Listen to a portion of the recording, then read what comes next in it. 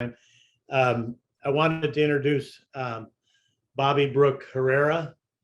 Dr. Herrera is actually, I first met him in the lab where I had been for too many years, I guess, and but he had working with Phyllis Conkey and Max Essex and others,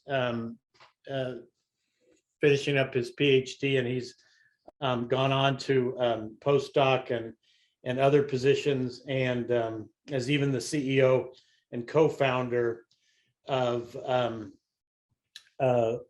biotech company that I hope he's going to talk about, at least the results of why that got started and what's happening there. So I see Keith Kay here with us, and I'm going to just keep going. If I could just have Bobby start, and maybe he could also, this is a first of our series where we have global health topics with research seminars. So we're going to have time at the end for people to ask questions. And Bobby promised that he wouldn't go over time. So we'll have time at the end also for questions and comments. Right now, I think everybody's muted. But Bobby, please jump in and say hello, introduce yourself to the group. It's a friendly group. They don't bite. Very nice. Well, thanks for the short introduction, Rick. It's great to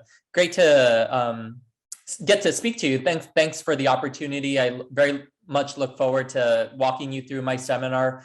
And of course, on Valentine's Day, post Super Bowl, I'm grateful that all of you made it to this conversation and this seminar with me. My name, as Rick mentioned, is Bobby Brooke Herrera. I'm originally from New Mexico. I did my academic training in Cambridge and in Boston at Harvard University, as well as my postdoc. And then more recently, I'm a visiting scientist at Harvard School of Public Health, as well as an executive at a startup company based out of the Engine, which was founded by MIT. So the title of my talk today is Exploiting Adaptive Immunity to Detect and Disarm Emerging RNA Viruses. And then, of course, I will open up the latter part of my seminar for questions. So if we can just please hold for questions at the end, that would be fantastic. In 2013, Ebola emerged in West Africa, in Guinea, which quickly spread to other West African countries. By the tail end of the outbreak, approximately 28,000 cases of Ebola virus disease had been documented with a 40% case fatality rate. I'm realizing, apologize, I'm going to pause for a minute. I'm realizing that I think you all see probably your faces at the top. I'm not sure how to get rid of that. Give me one. No worries. Everyone can do it themselves by selecting view. Oh, perfect. Okay, so the faces aren't at the top. So I'm just going to continue to go on. By the end of the 2013 to 2016 Ebola virus outbreak, 28,000 cases of the disease had been documented with a 40% case fatality rate. Simultaneously, an unusually high number of cases of febrile illness were reported in Latin America in early 2015. It took 2 months for health authorities in Brazil to confirm a mosquito-transmitted virus known as Zika virus was the likely culprit. By the end of the outbreak, more than 1 million cases had been documented with microcephaly in infants associated with Zika virus infection of pregnant women. In the subsequent years, as the global health community demanded for outbreak response to be strengthened and improved, the inevitable happened. SARS-CoV-2, a novel beta coronavirus, emerged in Wuhan, China, spreading at unprecedented rates across the globe. These outbreaks have emphasized our lack of understanding of the basics, which will continue to impact our ability to treat these infections, as well as future infections as the result of emerging and re-emerging pathogens. The goal of my research is to study how the human immune system responds to infections by emerging RNA viruses that cause significant disease. The data we generate will then be used to inform diagnostic and therapeutic development. While the human immune system is complex, involving many types of different cell types with different roles in health homeostasis, but also pathogenesis, I am most interested in the adaptive arm. And in particular, the adaptive arm, sorry, there's a lag with my slides. The adaptive arm, and in particular, the human antibodies and T cells that are mounted in response to infection and or vaccination. In my seminar today, I will introduce you to the tools and methods I've developed to detect Ebola, Zika, and SARS-CoV-2, and the observations I've made with regards to the human immune response against these viruses. This work has laid a foundation for the future research questions that I hope to pursue in my own lab in the future.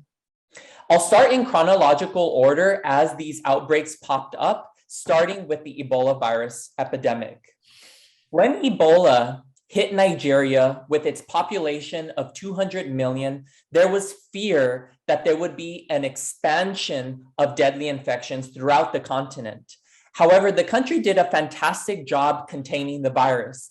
There was a total of 20 confirmed cases and 8 deaths.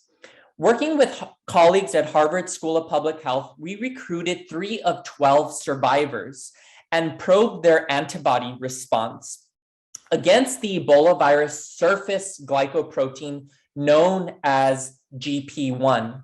And what we can see here in a Western blot, probing for antibodies in plasma against this surface glycoprotein, we can see that the 3 survivors all have antibodies against the glycoprotein. At the time, actually, very little was known about asymptomatic infections in Ebola virus disease. And we hypothesized that individuals exposed to Ebola virus might have had an infection without ever knowing it. We subsequently recruited a number of individuals with documented close contact with Ebola virus patients. And what our antibody analysis showed was that 2 of these Ebola virus contacts, also 2 individuals who were exposed to Ebola virus patients, also had markers of Ebola virus infection. Again, those being antibodies against the surface glycoprotein. We next sought to characterize the T cell response in survivors as well as the antibody-positive asymptomatic individuals. Early studies had postulated that Ebola virus was immunosuppressive, meaning that viremia, you have huge viremia in your system, dampening the immune response, and in particular, the T cell response. However, during the West African outbreak, there was some evidence that individuals who survive in particular can mount a robust antibody as well as cellular immune response, driving down viremia by this dashed line, and therefore could survive an otherwise highly fatal infection. So to study the T cell response in the laboratory, I utilized the basic biology of a bacterial toxin known as lethal factor. So lethal factor produced by Bacillus anthracis, this is a bacterium that produces this toxin lethal factor. It traffics specifically to MHC class 1 and MHC class 2 pathways. That is the natural biology of this lethal factor. And so knowing that this is the biology of lethal factor, what we postulated is that we can tag proteins of interest to this lethal factor, and then utilizing or co-opting the biology, it was shuttle these proteins of interest through the class 1 and class 2 pathways for T cell presentation. And so I developed an assay known as AliSpot. For those who are unfamiliar with the assay, the way this assay works is we extract peripheral blood mononuclear cells. This is a mixture of blood cells that contain those T cells, and you stimulate them with our lethal factor fusion proteins. And with a series of antibody-based captures, what we're able to do is capture the signals that are that the T cells are secreting in response to these fusion proteins. And ultimately, what we see at the end of the assay is spots, and a single spot corresponds to a T cell that has responded to that fusion protein. So essentially, here's a representative image of these AliSpots. And what you'll notice here is that we developed 3 fusion proteins. One to the surface glycoprotein. We know the asymptomatic seropositive individuals, as well as the survivors, had antibody responses to the glycoprotein. However, we also designed fusion proteins to the matrix protein, as well as the nucleoprotein. And I was essentially probing the T cell response in the survivors, as well as the asymptomatic contacts. We had the lethal factor by itself as a negative control, as well as phytohemagglutinin as a positive control. These are well-established controls in these assays. And strikingly, we observed something quite striking, which was for our T cell responses, regardless of the types of signals that they were producing, interferon gamma or TNF alpha in this case, what we noticed was that the antibody-positive asymptomatic individuals contained stronger T cell responses against all 3 fusion proteins as compared to survivors of severe disease. And so ultimately, our publication and our study updated the current model that was being established at the time, which was certainly individuals who survive disease can mount a robust antibody and T cell response. However, there may be individuals who are asymptomatic. And in that case, in the case of asymptomatic Ebola virus disease, it appears that these individuals are mounting even greater immune responses against various proteins that Ebola virus produces. Bobby, can I ask you a quick question? Sorry to interrupt. But why did you use a fusion protein? I mean, wouldn't the peptides have sufficed for these assays? Sure. Yeah, I'm happy you answered that question. So this is an alternative system to peptide analysis. There's pluses and minuses to both of them. What I would say is that one of the benefits of using this fusion protein system is that you can express full-length proteins. And ultimately, that mimics the virus itself, because what you're expecting is that a full-length protein is introduced to these cells, and then it's undergoing endosomal processing, TAP processing, etc. Sure. And you're using the biology of these cells to then present the specific peptide to the T cell. In comparison, if you're using overlapping peptides, you're not allowing biology to produce those themselves and then produce. So that's one of the benefits of it. But then you are also looking at you bring in antigen processing as a variant in these survivors versus non-survivors, right? Correct. That's ultimately maybe thinking about the mechanisms of how that confers this protection or greater immune response. Those antigens being presented or those peptides being presented is some of the next steps that I would be interested in exploring. Great. Thank you. Sure, no problem. So now that we've established that asymptomatic antibody-positive individuals also have stronger T cell responses compared to survivors of severe disease, I was very much interested in exploring the antibody response. And so ultimately what we did is we recruited those asymptomatic survivors and cloned monoclonal antibodies from B cells. And so essentially to do this, you use single cell sorting to clone the antibodies, and then ultimately you express the heavy and light chains in vectors that can express the monoclonal antibody itself. But before we did that, we used a relative entry assay. So essentially, this is using an Ebola virus glycoprotein pseudotype. So it's a pseudotype virus that's GFP tagged that expresses, again, the Ebola virus surface glycoprotein. We purified serum IgG from these survivors, and we looked at relative entry by FACS. So infecting cells with the pseudotypes in the presence or absence of these monoclonal antibodies, or serum IgG in this case, and looking to see whether the serum IgG or monoclonal antibodies block the ability of the pseudovirus to enter cells.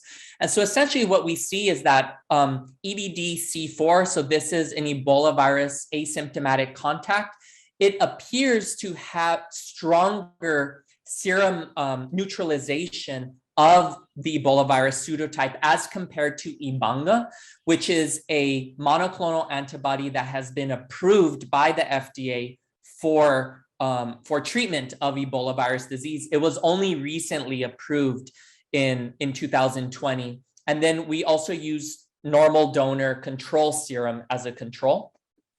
And then, as I had mentioned, what we do from there is use single cell sorting to clone the heavy and light chains and then to express the monoclonal antibody from this patient. This is one of many monoclonal antibodies that were cloned out of this asymptomatic survivor.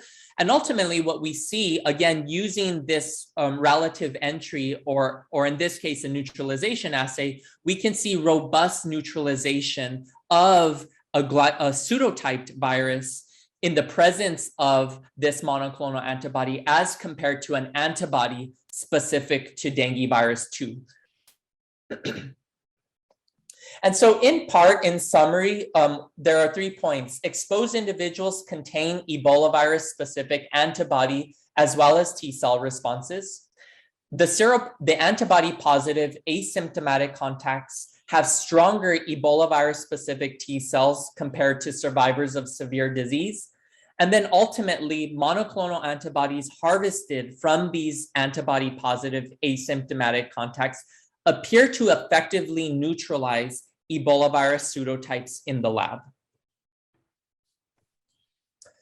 I'm going to transition now to part 2 of my seminar.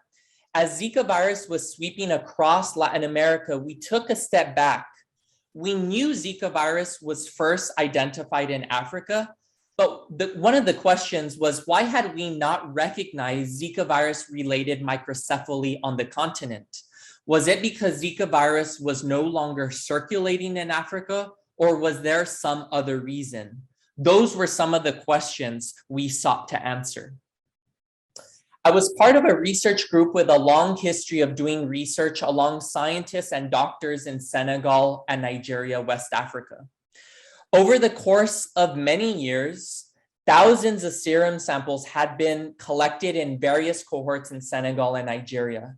And I probed a small subset of these serum samples collected between 1992 and 2016. We used both archive samples as well as prospectively collected samples.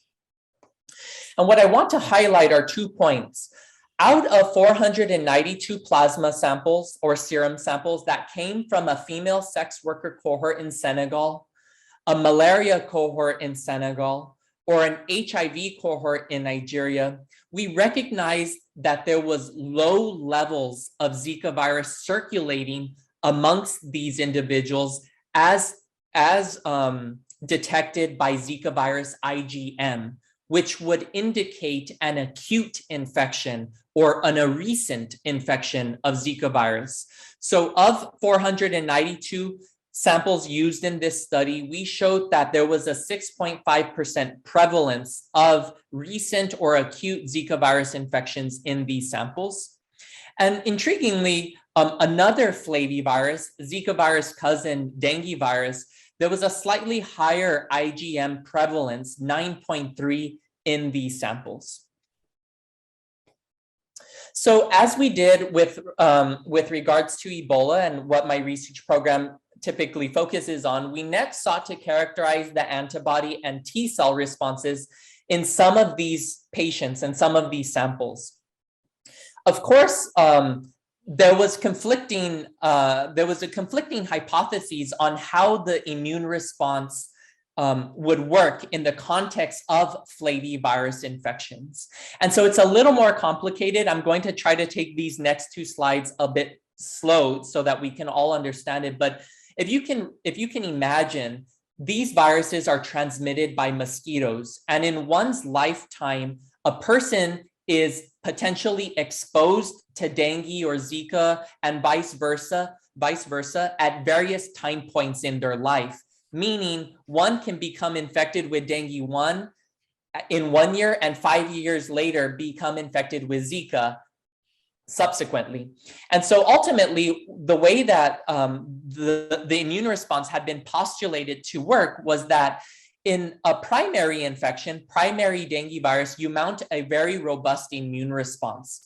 However, in the case of a secondary infection, particularly with a different serotype, so this primary infection, dengue 1, secondary infection, dengue 2, what ends up happening is that your memory immune response is mounted against dengue 1, your dengue 2 specific immune response is dampened, and therefore you have viremia, increased viremia of your secondary infection because you are not protected. At the time that we were conducting these studies, however, there was some updates to the original hypothesis, which was showing that both antibodies and T cells, robust antibodies and T cells, could be mounted against both infections, a memory immune response to dengue 1, as well as a subsequent acute immune response against dengue virus 2, thereby dampening the viremia period and therefore protecting against severe infection. So based on those two models, we set out to characterize the antibodies as well as T cell responses in our Zika infected patients as well as dengue virus. However, for the focus of this presentation, I will simply tell you the story related to Zika virus for simplicity and time purposes. So ultimately, what we did is we developed a viral lysate immunoblot. And the way that we do this is we infected Zika virus into cells. We can use C636 cells. Those are mosquito cells where they naturally grow, or you can also use human cells or other primate cells. You harvest the lysate, and then ultimately you run the viral lysate on a Western blot, and you use plasma or serum from patients to observe what types of antibodies they have in their system. And so ultimately, what I wanted to demonstrate are a couple points here. This is a representative image of a couple of patients where we were characterizing the immune response.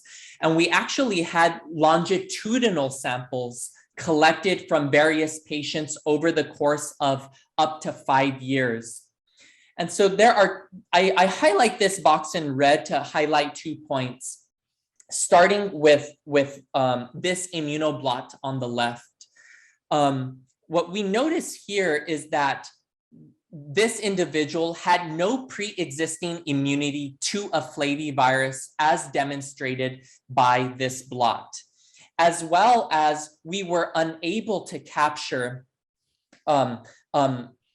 antibody responses during the IgM period. However, post-acute infection, we can start to see that this patient has antibody responses up to 27 months after an infection, as denoted by antibodies against the envelope, non-structural protein 1, and PRM. And something that you see pretty striking here is that over time, you start to see these antibodies waning. So antibodies against envelope, those seem to be persist in the system. However, 27 months after infection, this patient has very little antibodies against non-structural protein 1 as well as PRM.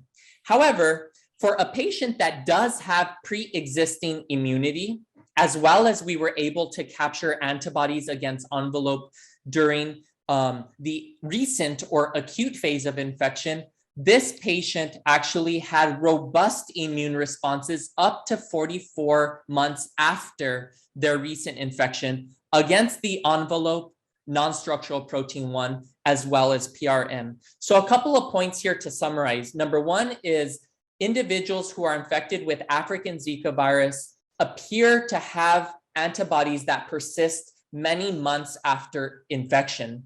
However, it's individuals that have pre-immunity, so have undergone a secondary infection, that you actually do not see a waning of responses. And so this has become very acutely aware, and we've been very focused on this with regards to our COVID-19 vaccinations.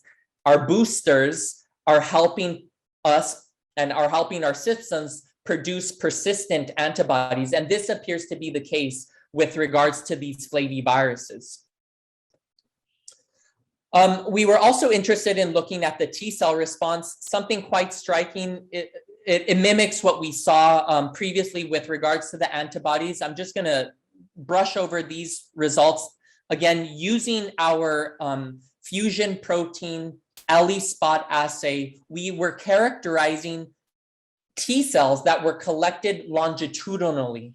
And ultimately, what we see here is that some patients, in fact, all patients, are able to produce persistent T cell responses, in some cases, up to 44 months after their recent infection. Regardless, and in the case of T cells, this is regardless if you have pre-existing immunity.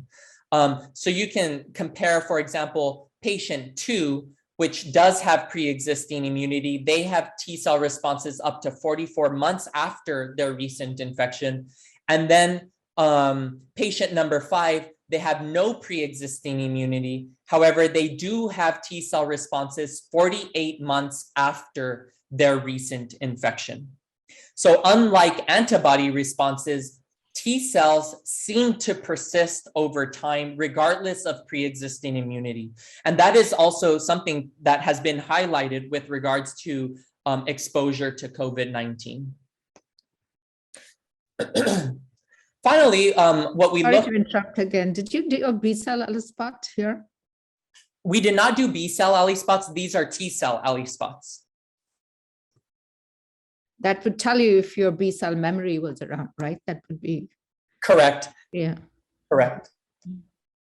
So in addition to what we had shown previously, what I'm highlighting here is that during just cumulatively, not looking at patient-specific responses, what we see is something that mimics what I mentioned in the previous slide, which was regardless of regardless of whether a patient is experiencing an acute or recent Zika virus infection, or whether a patient we're probing the T cell response during convalescence, what we see is that there is an enhanced T cell response associated with flavivirus pre-immunity. So these flavivirus individuals that have pre-existing immunity against a flavivirus, they have enhanced T cell responses.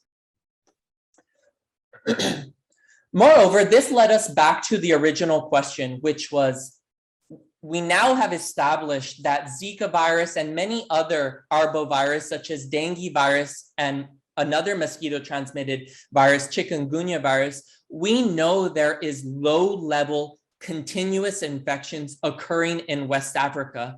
That was illuminated during these studies at the time. Working with colleagues at Harvard School of Public Health, as well as Lagos University Teaching Hospital, we then sought to understand what is actually going on with microcephaly and other neuropathologies in Nigeria. And so, funded in part by an R21, we have set up a cohort study following pregnant women through pregnancy. And we're recruiting specifically febrile pregnant women into the study. So pregnant women who are experiencing markers of a mosquito-transmitted viral infection.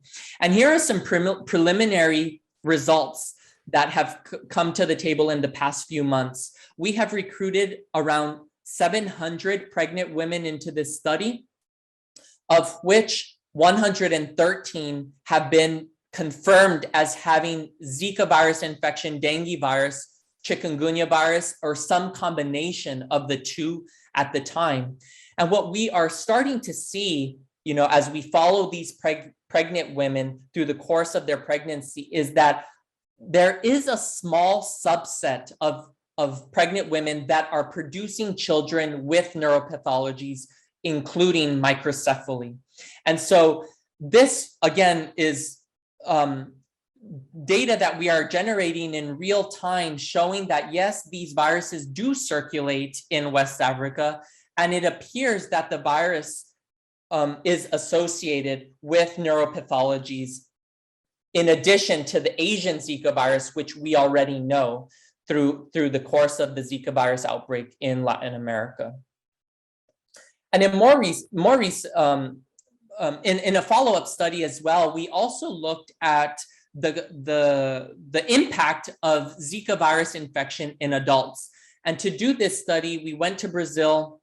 We recruited adults that were either HIV negative or HIV positive, and then probed the T cell response against a number of Zika virus and dengue virus proteins. In this case, we're looking at T cell responses against the capsid protein, PRM, non-structural proteins, and so on and so forth. And across the board, what we see is that HIV infection in adults is associated with reduced T cell responses against Asian Zika virus. So there also appears to be an impact of the immune response in regards to other types of infections, such as HIV, particularly in adults. And so in summary, as I had mentioned previously, there is continuous low-level human transmission of these arboviruses, dengue, Zika, chikungunya, in West Africa. We established that for the first time with our study in Senegal and Nigeria. Arboviral, so Zika virus infected individuals contain long-lived antibodies and T cell responses up to 5 years in some cases after infection. That while that data was new, it is not surprising. Individuals who are vaccinated against yellow fever virus, those individuals have been known to develop long-lasting, long-lived antibody responses against the yellow fever vaccine. And then more recently, what our studies are suggesting is that symptomatic African arboviral infections during pregnancy are associated with abnormal outcomes, such as microcephaly in children, as well as HIV infection appears to be associated with a reduced immune response against Asian Zika virus. So to close my talk, I'm going to describe some studies that were performed in the context of SARS-CoV-2 and COVID-19, which emerged a few years after the Ebola and Zika outbreaks. We were very much interested in developing tools that would allow us to detect an acute Zika virus infection. And so this is something that we've done in the past for Ebola, dengue, Zika, and chikungunya. And so we applied those methodologies to develop a tool to detect acute Zika virus. And ultimately what we did is we injected mice with SARS-CoV-2 nucleocapsid, and we produced hybridomas. Hybridomas are essentially cancerous cell lines that produce monoclonal antibodies indefinitely. And so by collecting serum from these hybridomas, we have a plethora of hybridoma clones. What we're looking at in an ELISA format is antibodies against SARS-CoV-2 nucleocapsid in red and SARS-CoV-1 nucleocapsid in green. And what we can see here across the board, most hybridomas are producing antibodies that cross-react between SARS-CoV-2 and SARS-CoV-1. there are a few antibodies or hybridomas such as 448, 329 that are specifically producing antibodies against SARS-CoV-2. While the ELISA in the previous slide is looking at antibodies against a recombinant protein, we next, as part of our screening platform, we next look to see whether antibodies can bind to virus-infected cells. And so in this case, we're infecting cells with SARS-CoV-2 in red and two other beta coronaviruses that cause the common cold, known as 229E in cyan and OC43 in black. And ultimately, what we see here is that these hybridomas, we've narrowed it down from the previous slide to this slide. There are some hybridomas that are specific to SARS-CoV-2. However, if you look across the board, most of these hybridomas do cross-react with some of the other beta coronaviruses. In addition to those two screening assays, I show you one more assay, which uses miniaturized nanodetectors and nanoparticles. And what we're doing in this case is we're looking at pairs of monoclonal antibodies that can either detect SARS-CoV-2 or essentially nothing, which is the negative control. And so, for example, antibody 329 bound to a nanoparticle and antibody 1 striped onto the paper of a test line. This will become more informative in the next slide. It produces a robust detection of SARS-CoV-2 nucleocapsid. And so essentially, by doing this combinatorial nanodetector analysis, we're able to screen through hundreds and hundreds of monoclonal antibody pairs, looking for pairs that can robustly detect SARS-CoV-2. And so this is what these nanodetectors look like. As I had mentioned, on the control line, this is your control. On the test line, these are what these dots appear like. And ultimately, what this dot represents is your antibody bound to a nanoparticle detecting SARS-CoV-2 and then precipitating on this paper-based strip. And so in the presence of monoclonal antibodies bound to SARS-CoV-2 nucleocapsid, you will see a dot, and in the case of no infection, you will see a blank test. However, your control should still have a dot. And ultimately, what we're doing here is we're performing a limit of detection.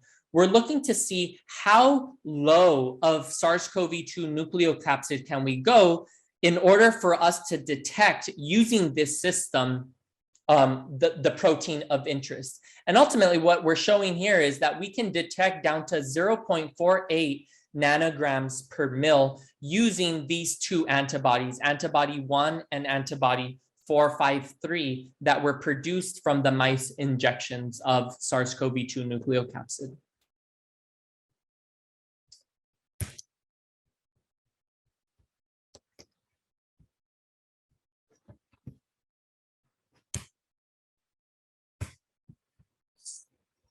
Trying to flip through the slide.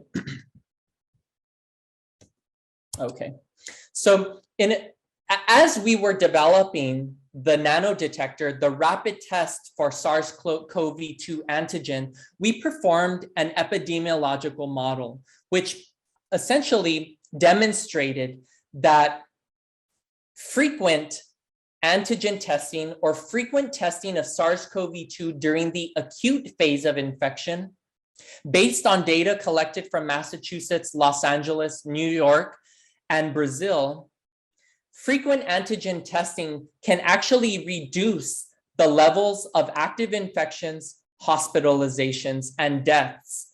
And of course, the reduction of infections, hospitalizations, and deaths decreases at varying rates depending on how frequently you are performing antigen testing of SARS-CoV-2. And in this model, we were demonstrating the effectiveness of frequent antigen testing by doing one test per month versus versus a test every 21 days. So a couple of tests per week, essentially.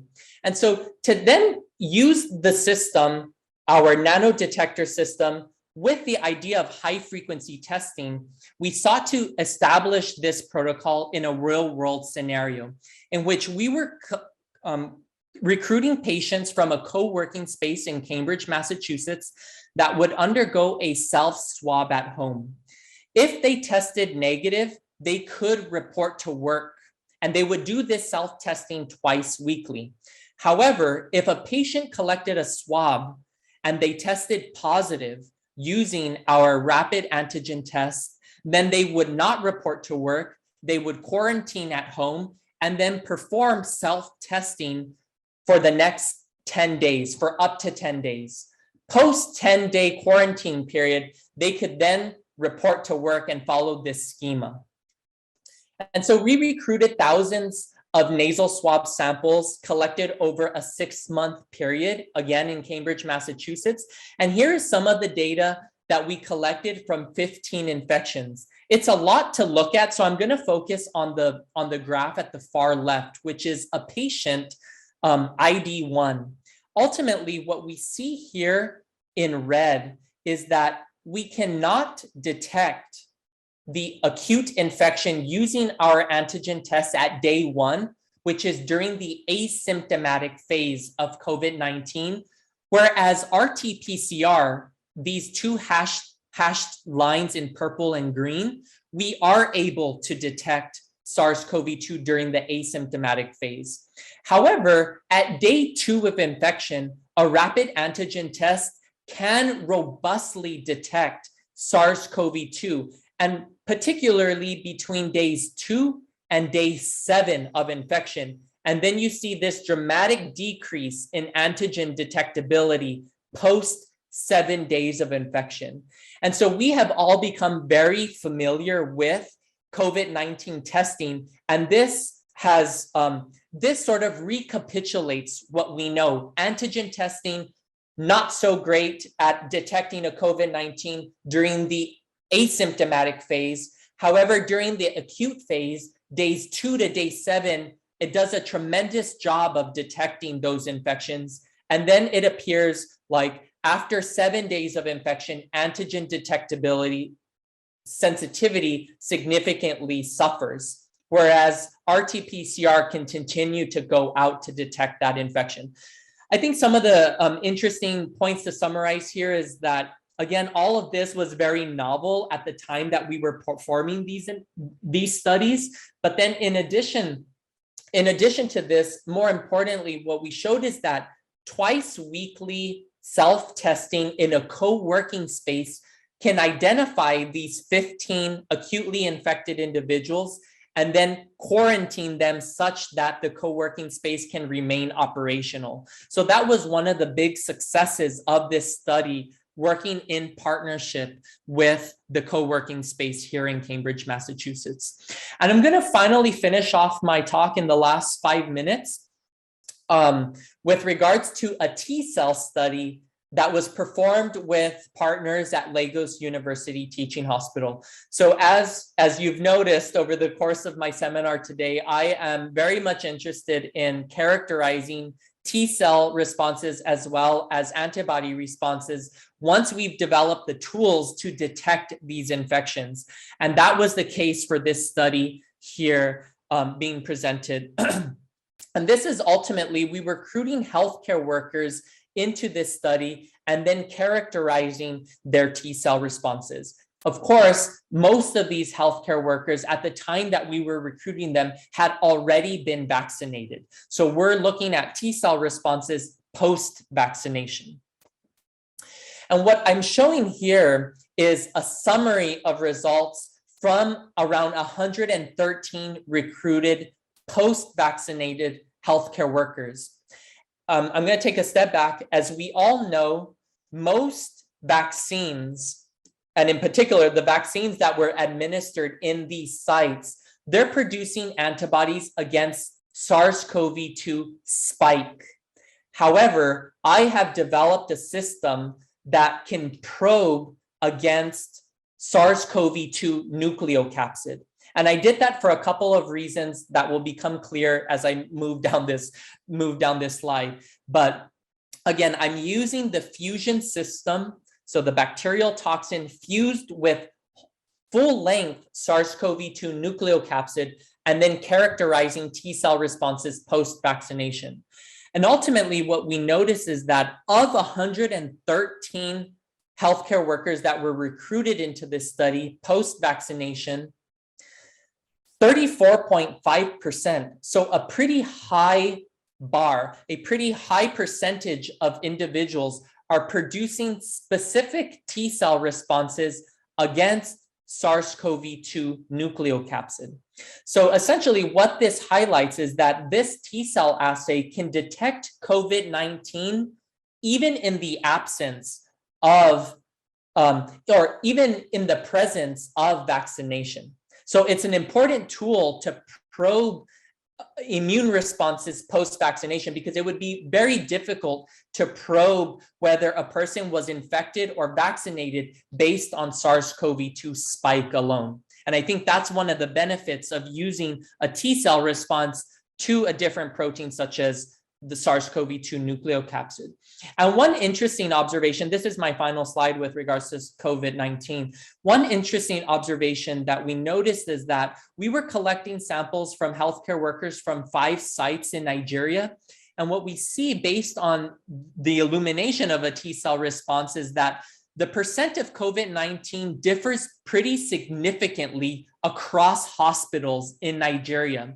And so this allowed us to bolster and improve the operational work that was conducting at the hospital. So again, I think that in summary, based on this slide, what we noticed was that based on a T-cell response, lo and behold, we're able also to operationally improve the way that some of these sites were operating with regards to their COVID-19 quarantine and working with patients.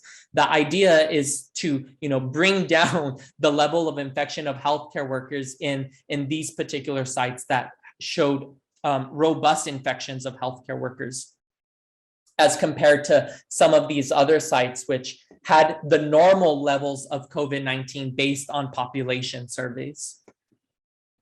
So in summary, for part 3 of my talk, monoclonal antibodies against SARS-CoV-2 can be developed using murine models that are then used to translate into rapid tests for COVID-19. We took that rapid test into a modeling study and then a real world study showing that frequent antigen testing of COVID-19 can identify these acute infections and help to reduce subsequent infections in a co-working space. And then finally, with the study being conducted in Lagos, Nigeria, T-cell responses to SARS-CoV-2 can be used to identify previous infection even after vaccination by a SARS-CoV-2 spike-specific vaccine. And so I'm going to stop there. Obviously, there's a lot of folks to thank. I've worked throughout the course of my research career. I've worked in Brazil, Latin America in general, West Africa with amazing colleagues from MIT and Harvard, as well as our colleagues in West Africa. Funding has come from the NIH, the Gates Foundation, as well as venture capital. I have been a principal investigator on these NIH and Gates Foundation grants.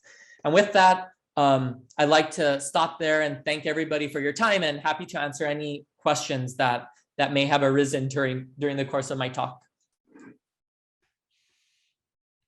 Great. Thanks, Bobby, very much. If folks could unmute themselves for questions, this would be a great time to do that. And thank you so much. We've got a few minutes here for questions and comments.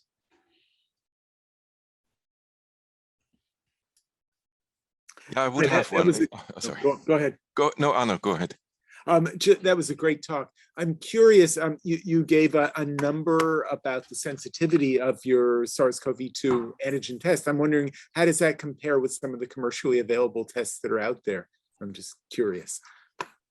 Okay. So yeah, that's a great question. Obviously, there is a handful of tests that have now been FDA approved.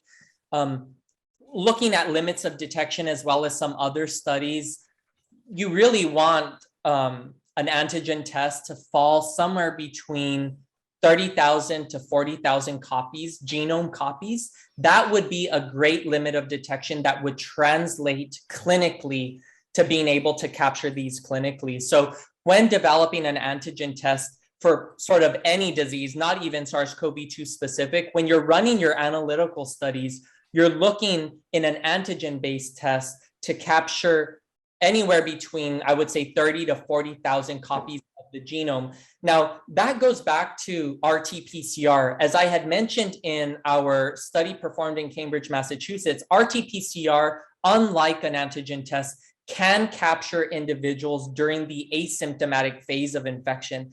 And that's precisely because of the sensitivity that RT-PCR brings to the table. RT-PCR is able to capture almost single digit.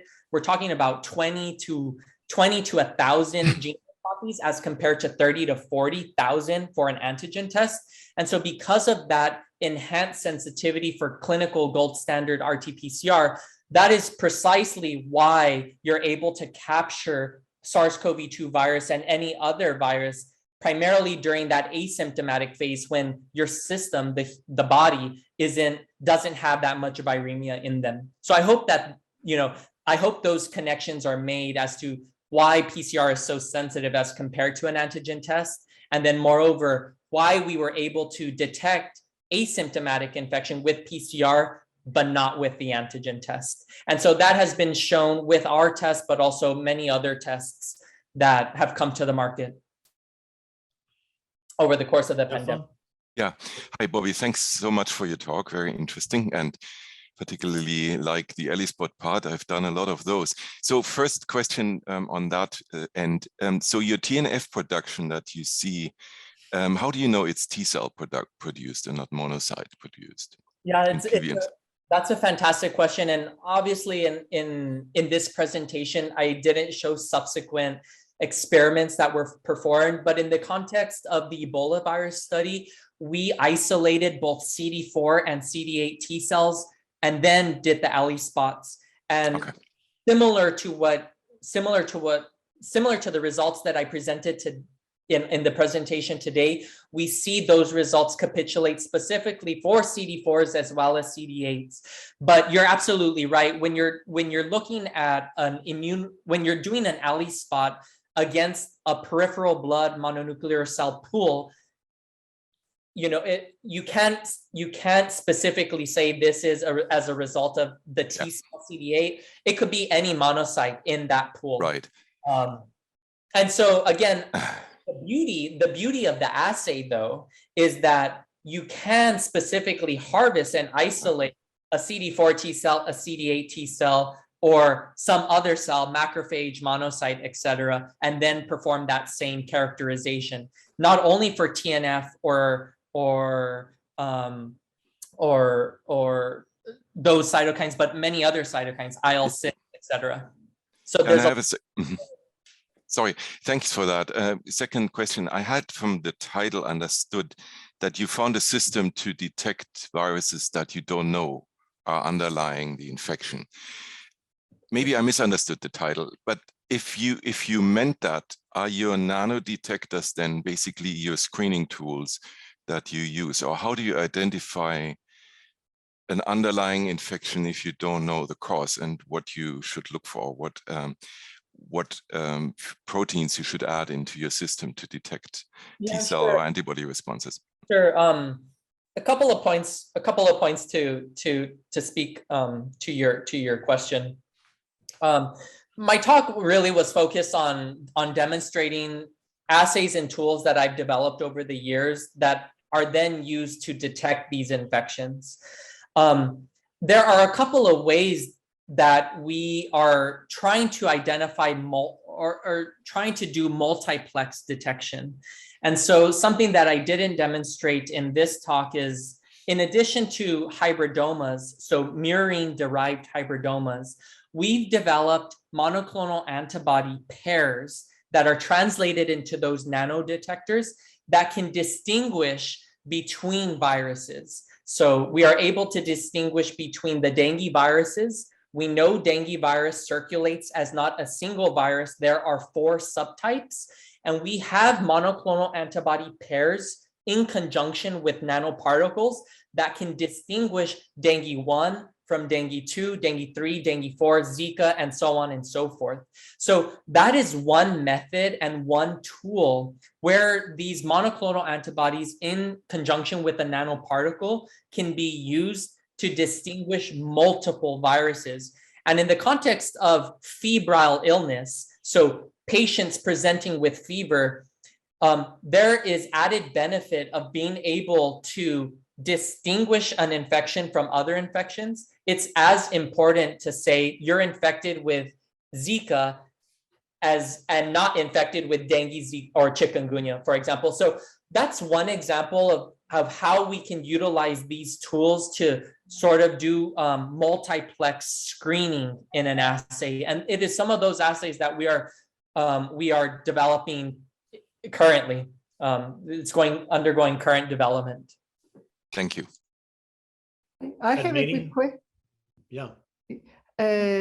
Very nice talk, Bobby, very interesting. A couple of quick questions. One is, what kind of, I'm curious to know, what kind of cells did you infect with the various coronaviruses to see if your hybridoma generated monoclonals, what were detecting infected cells? Yeah. And the second question, are connected, so let me just ask both, is have you considered, or are you considering using a recombinant human monoclonals instead of murine by hybridomas? Thank you. Yeah, sure. Those are 2 fantastic questions. I'm gonna take a step back just to provide additional context. At the start of the COVID-19 pandemic, we were very interested in producing reagents, biological reagents that would get translated into rapid antigen tests. As we had done for dengue, Zika, chikungunya, we developed monoclonal antibodies in mice. And in those monoclonal antibodies are screened in various ways through various methods to identify which monoclonal antibodies are specific to your virus of interest and does not cross-react with another virus. So some of those methods include ELISAs, FACS, and the nanodetector to see which pairs actually go together. And so Maria's question is specifically interested in the FACS portion of the screening. We use ELISAs using recombinant proteins. And then I had mentioned, we're not only interested in seeing whether those monoclonal antibodies can recognize a recombinant protein, it's also important to demonstrate that the monoclonal antibody can recognize live virus. So we infect, going back to your question, Maria, we specifically infected, in the case of this experiment, HEC293 T cells with SARS-CoV-2 or some of the other beta coronaviruses that cause the common cold, 229E and OC43. And then using FACS, we probe those virus-infected cells with our antibodies, and then using FACS, we can demonstrate whether the antibody bound to the virus-infected cell or not. So to your question, more specifically, we used HEC293 T cells. You can also use several other cell types, but just in the case of this experiment, and many other experiments that we've performed, we've used HEC293 T cells. Now, with regards to your second question, yes, we did use mice monoclonal antibodies. You can also do human monoclonal antibodies, and there's pluses and minuses to both methods. At the time that we started this study and started trying to produce a rapid antigen test for SARS-CoV-2, we did not have access to COVID-19 patients. Think about it. In February 2020, when the world was becoming familiar with SARS-CoV-2, and the outbreak hadn't yet started in the United States. In February 2020 is when we decided to start trying to develop this COVID-19. So we had not yet been able to recruit a patient with COVID-19. However, should you want to develop a monoclonal antibody from a human monoclonal, you need an exposed patient, and then you can start to do the single cell sorting and the cloning of the heavy and light chains that I talked about in the Ebola portion of my talk. So there are pluses and minuses to both methods. Murine monoclonals can be developed in the absence of a COVID-19 infected patient. Monoclonal antibodies developed from a COVID-19 infected patient, those are specifically can be used for therapeutic purposes, right? Because it's a human monoclonal antibody. And the idea here is then, do those antibodies effectively neutralize the virus? And if so, can it be used to develop a therapeutic, an antibody therapeutic? So again, pluses and minuses to both methods. Padmini, you jump in. So a nice presentation, Bobby, very nice. My question was, I was intrigued by one of the slides you showed towards the end, where you had developed a tool to see if patients were infected, the nucleocapsid T-cell response.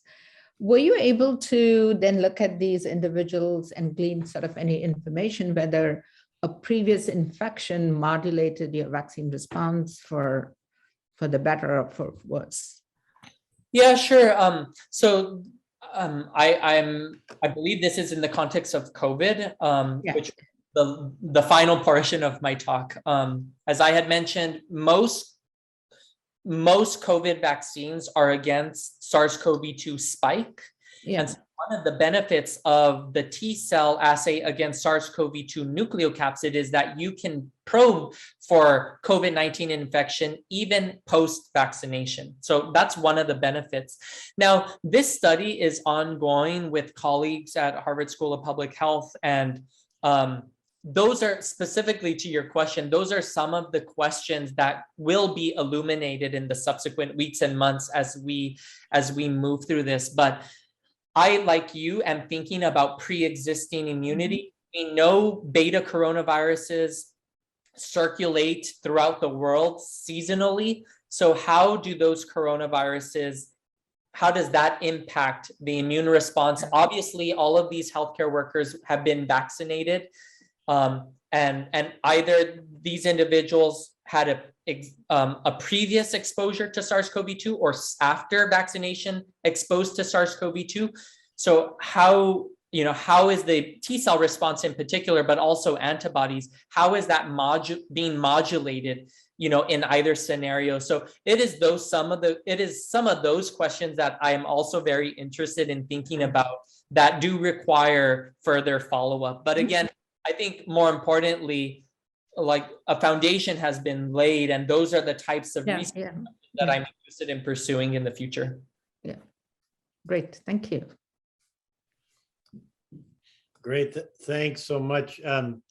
Maybe since some people are jumping off because of the timing, maybe we should wrap up. It's a little bit after 12 noon.